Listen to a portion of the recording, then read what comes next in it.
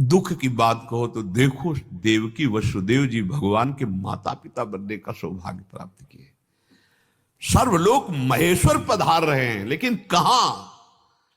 कड़े शासन में राक्षसी प्रवृत्ति के पहरेदार कंस के हथकड़ी बेड़ी जकड़ी हुई आ कौन रहे? समस्त भवबंधन से मुक्त करने वाले प्रभु।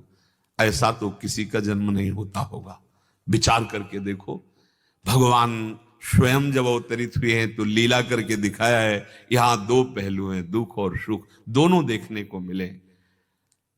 भगवान स्वयं विजयश्री हैं, लेकिन रण छोड़ भी नाम पड़ा है, लीला करके दिखाया है। वो कई बार आक्रमण कर चुका था जरासंध, और इतने में ही देवर्षि नारद जी से पता पूछ के कि कोई मेरे समान योद्धा है।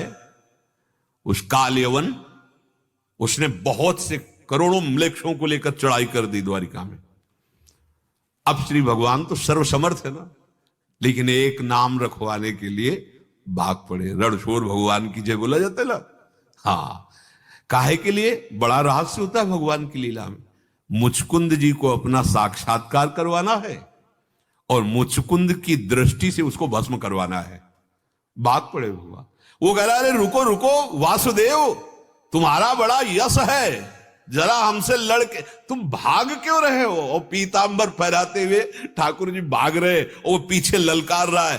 भागते हुए उसी गुफा में गए जहां मुचकुंद महाराज देवताओं के साथ युद्ध सहयोग करके युद्ध में असुरों पर विजय प्राप्त कराई थी। तो देवताओं ने कहा, आप जो वरदान मांगे। बोले, मुझे आपसे कुछ और नहीं चाहिए, मुझे नींद लग रही, मैं बहुत थका हूं, मैं सो जाऊं और मुझे कोई विक्षेप ना पहुंचाए। तो उन्होंने कहा, जो तुम्हें विक्षेप पहुंचाएगा दृष्टि खुलते ही भस्म हो जाएगा। आराम से गुफा में सो रहे थे, भगवान गए अपना पीतांबर उड़ा दिए। अब वो आया और देखा कि देखो, मुझे तो दौड़ा दौड़ा कर थका दिया और लड़ा है नहीं, अपना आके यहां सो रहा है। एक लात मारी, जे ही लात मारी तो आंख खोल के देखो भस्म हो गया। अब जब भस्म हो गया तो आप प्रकट हुए, निहाल कर दिया मुचकुंद जी को, स्तवन किया, परिचय भगवान ने अपना दिया। फिर भगवान ने कहा कि तुम जिस इस रस को प्राप्त किए हो, यही जगत में अन्य जीवों को भी प्रदान करो, इसलिए तुम्हारे एक जन्म और लेना पड़ेगा। तो नरसिंह मेहता जी के रूप में वही मुचकुंद जी प्रकट हुए। भगवान का नाम रण छोड़ पड़ा। देखो, ये मृत्यु लोक की लीला है।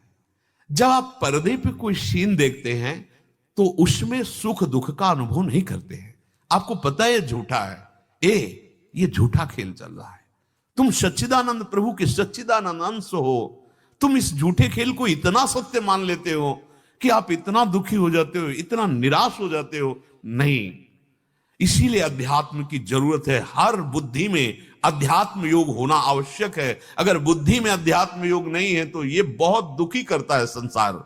ये विषम है, ये कभी एक रस रह ही नहीं सकता। नहीं रे, सब दिन होत न एक समान, किसी के नहीं हुए, किसी के नहीं हुए। सदैव विजय किसी का वर्णन नहीं करती, सदैव हार में कोई नहीं बना रहता, ये चलता रहता है।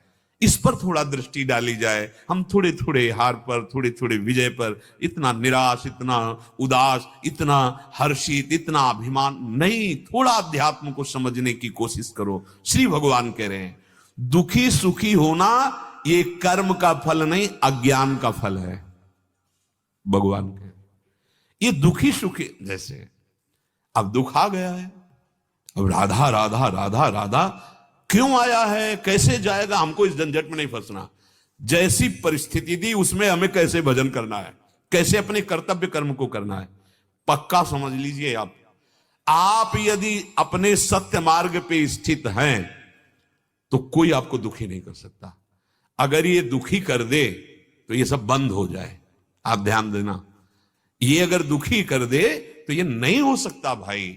कर्तव्य कर्म का पालन दुखी भाव से नहीं हो सकता और ना अभिमान भाव से हो सकता है। हर्ष शोक से कर्तव्य का पालन नहीं होता। कर्तव्य का पालन हर्ष और शोक दोनों को त्याग करके होता है। परिणाम क्या होगा हरि जाने। मेरे को कर्तव्य मिला, केवल कर्तव्य, कर्तव्य से चूक नहीं होने देंगे, और परिणाम जो आएगा वो हरि की तरफ से आएगा। और उसका हम स्वागत करते हैं। जोई जोई प्यारो करे सोई मोई भावे। हमारे कर्तव्य की चूक ये हमें बर्दाश्त नहीं होगी। कर्तव्य पर कर्मण्य वाधिकारस्ते मां फलेषु कदाचन, क्यों कह रहे हैं? तुम्हें दुख से बचाने के लिए कह रहे हैं। कोई भी कर्म बिना फल दिए नहीं जाएगा, तुम चिंता क्यों करते हो? केवल अपने कर्तव्य पर। अगर हम कहीं अपने कर्तव्य में अभ्यास में चूक करेंगे तो हमें फिर हार का मुख देखना पड़ेगा। हम बड़े प्रयासरत है, हमारा प्रयास ठीक है तो हमें निराश नहीं होना है। हमारी चूक हो गई तो हमें निराश होना है। हमारे कर्तव्य में चूक नहीं तो हमें निराश नहीं होना।